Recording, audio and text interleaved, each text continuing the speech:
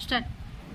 सम्माननीय सभापति महोदय, मोर पूज्य गुरुजी गुरुमा वृंद तथा मोर आदरर सान बड़ भाई व भौणी माने समस्त को मोर हृदय वाला नमस्कार। आज ये पवित्र स्वाधीनता दिवस अवसर रे मते किछि कहिवार सुजोग मिलिथिबारु मु निजको धन्य माने करूछि। दीर्घ 200 वर्ष धरि इंग्रेज माने हमको शासन करि आसुले, प्रतिवाद करले चाबुक पहाड़ रे शासन करथिले। निज आम देशर बहु धन रत्न निज देश को बई नेले। कथारे अछि अन्याय वित्त बड़े बहुत गला बेले जाए मूल सहित।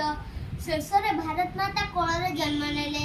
केतेका महापुरुष तथा सुभाष चंद्र बोस, महात्मा गांधी, रानी लक्ष्मीबाई, वीर सुरेंद्र साय इत्यादि सेमानक प्रतिटी रक्तबिंदुरे माटीमा स्वाधीनता लाभ कला।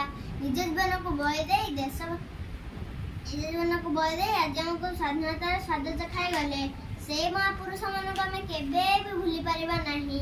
आज दिन पवित्र दिन रे आमे शपथ नेबा आमे जहा करिबा देश पई करिबा, कारण आजिर छात्र कालिर नागरिक।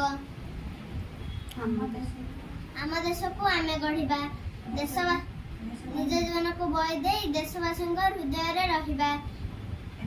एतिकी कहि मोर वक्तव्य शेष करिछि। कहबा मध्यरु त्रुटिले मते क्षमा करि देबे। जय हिंद, जय हिंद, जय हिंद।